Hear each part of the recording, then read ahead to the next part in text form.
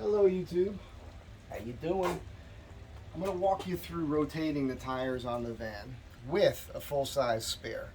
And the reason I'm doing this myself and manually, we'll get into the manual part as I'm doing it, is because the place I bought the tires, they will do it for free. I just have to make an appointment. I have to drive over there and then I have to wait for them to get it done.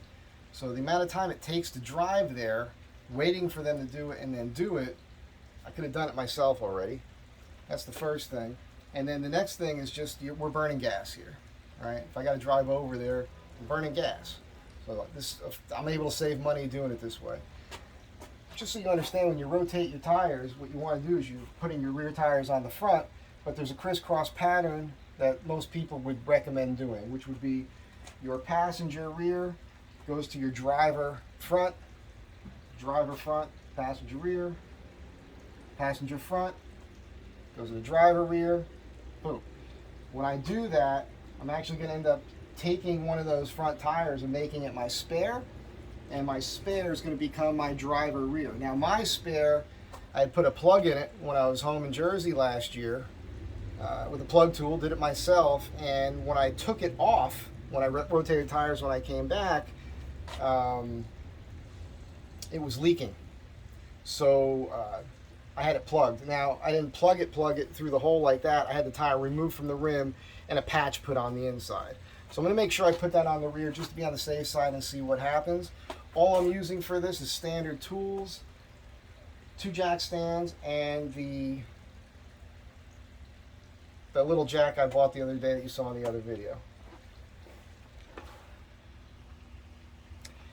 First thing I want to do is take the spare out. Now, when I do that, the first thing I have to do is remove that grill that I keep underneath here. I keep it under here because when you use it, it gets dirty. And why would you keep that anywhere else? You don't want to put it inside the van, right? So that's the grill. Cooked a couple steaks on that a couple months ago.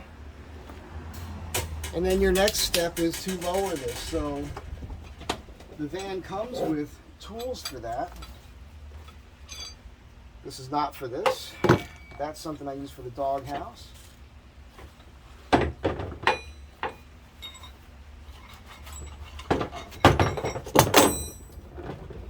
So you need these 2 things here to lower the jack, or excuse me, lower the spare tire. This faces you for down. I have up and down written on here. And you just insert this.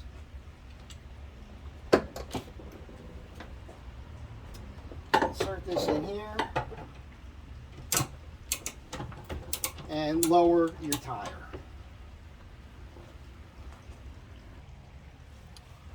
Once you get this loose, you can just spin this freehand. You don't need this tool. Probably faster just to keep turning this.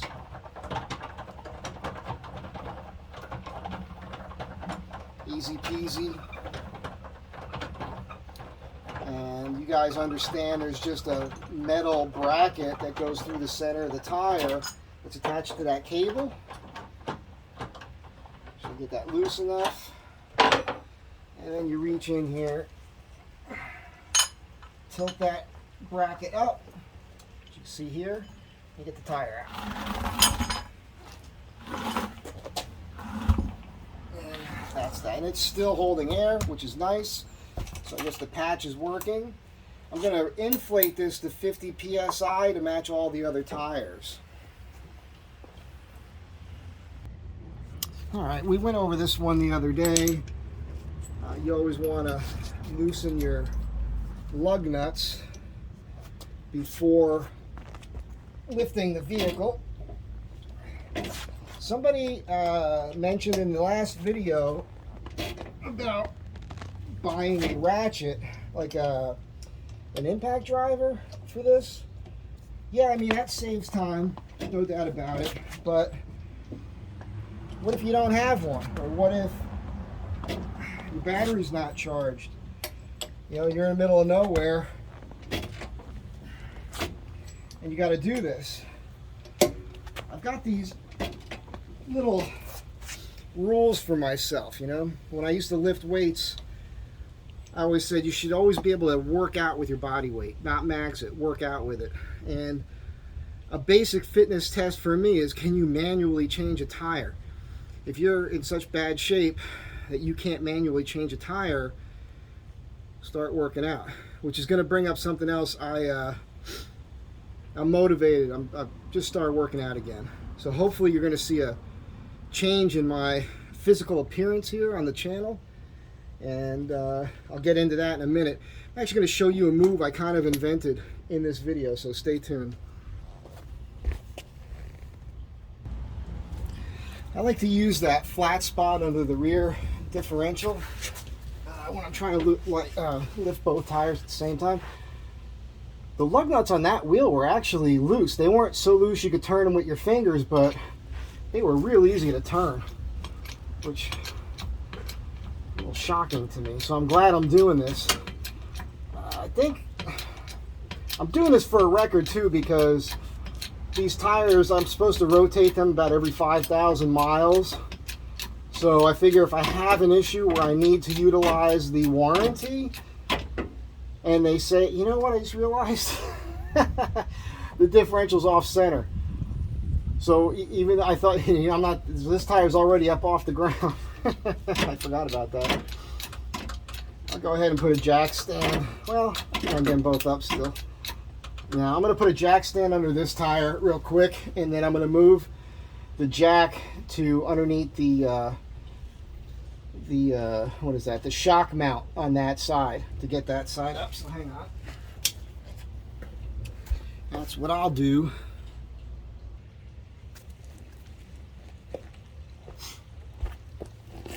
So much respect for the YouTubers, the pros, who just all day they're back and forth filming everything that you know, moving cameras around, doing everything 3 times. I should have had that nut tightened. That would have saved a couple seconds. So the tire's up off the ground. Probably can see that in the camera. Not sure how I have that set up.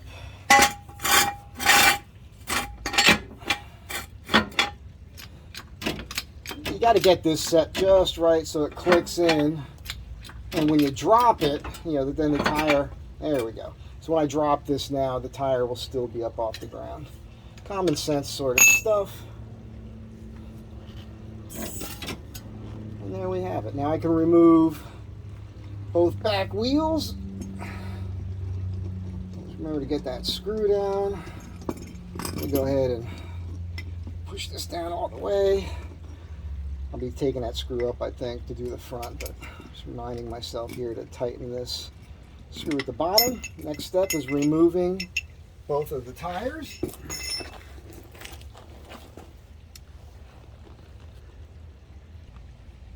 Just want to point out that I don't feel like the tires need to be rotated because of uneven tire wear. There's no uneven tire wear. Thousands of miles, and the reason why there's no uneven tire wear is because I did the ball joint flip after the lift, and the guy who did my alignment was able to get this thing to within factory spec. So on this last trip, I mean, I was traveling at well over 80 miles an hour a lot of the way, and at over 90, I was doing like 90, 93, 95 miles an hour, and I you know, nobody around, and safely, I took my hands off the wheel. This thing just tracks straight right down the highway. No issues. So there is no uneven tire wear. That's a big deal. If you look at your tires and you look, and the tire tread is worn more here, here, or here, that tells you different things. So if the center of your tire is wearing more, your tires are overinflated. If it's wearing more on this side or on this side, either one, your alignment's out of whack. Your tires aren't straight. They're doing this or they're doing this. Common sense sort of stuff. Okay, so I'm going to quickly jack this up. I only have the 2 jack stands, they're both on the rear. So I'm going to be supporting the whole front end of this vehicle with just the jack.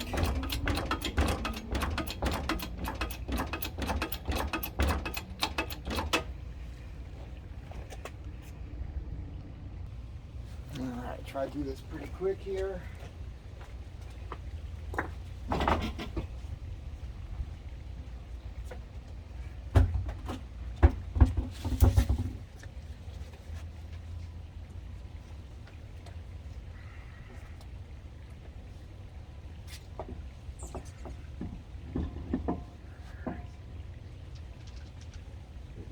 Lugs on here for the moment.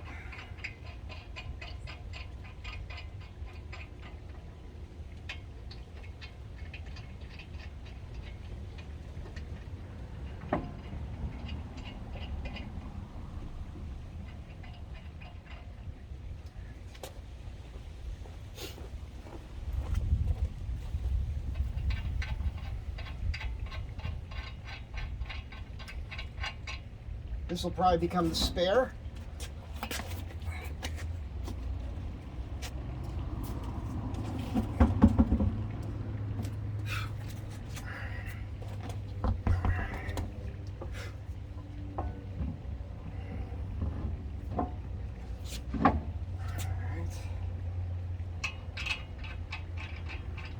And I'll go ahead and get all these lug nuts on, remembering to barely snug them on while they're up at this position in the star pattern.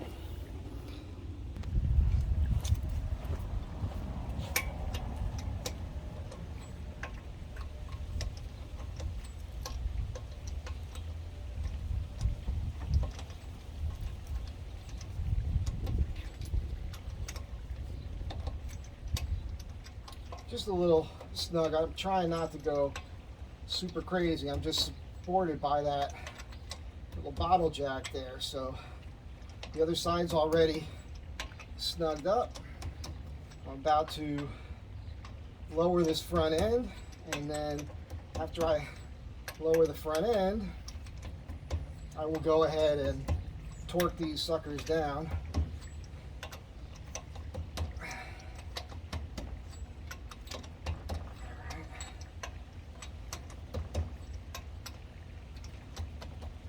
I think I'll do that fitness move in a separate video after this. And after I wash my paws here. Let's go ahead and lower this jack.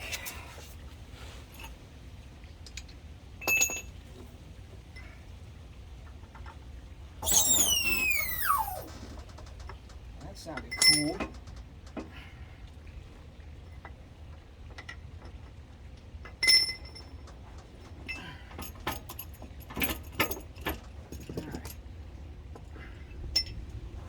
To the back, get those tires on. All right, so definitely working up a sweat. Hot sunny day in Southern California. All right, let's wash this down too, obviously.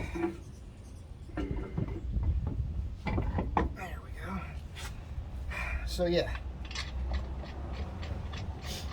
get these on and then snug everything down, lower the vehicle, and I'm done pretty much. I got to mount the spare back up. I got to get my Smitty built compressor out. So I'm pretty certain that the air in this one is only 40 or 45 pounds PSI. So I'll get that done, but basically that's it, right? This was the spare.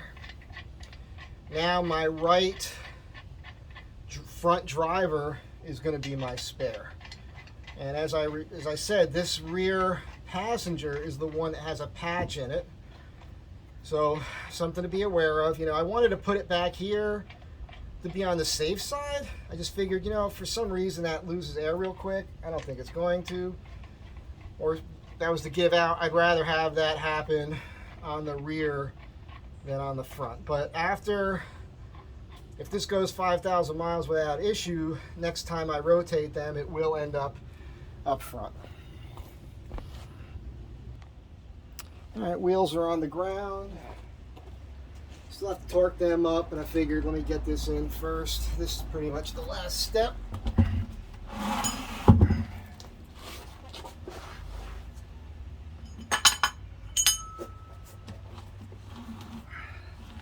a little tedious, could take a couple minutes. I might not do the whole thing here for you.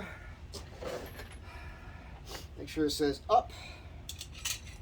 Let's try to do this manually first. See how get that to start raising without the tool. Yeah, you need the tool here because it's just a little bit easier. Once you get this close, you have to, there's a little finagling. I'll show that to you. So let me just cut to that. Okay, so I get this thing to where it's really close, but where I can still kind of adjust it a little. And I like to get underneath here and, yeah, I farted, excuse me.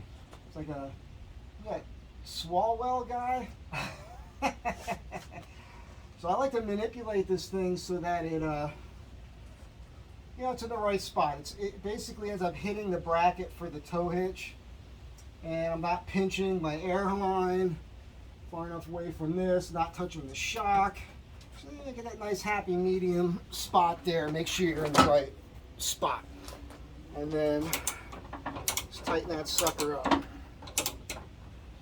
That's that. I think it clicks. There you go. Once it starts clicking, it's as tight as it's going to get. Check that next video. It's going to be the move I was talking about, that fitness move. I think some of you guys will get a kick out of it. Be good to one another, and I'll catch you next time.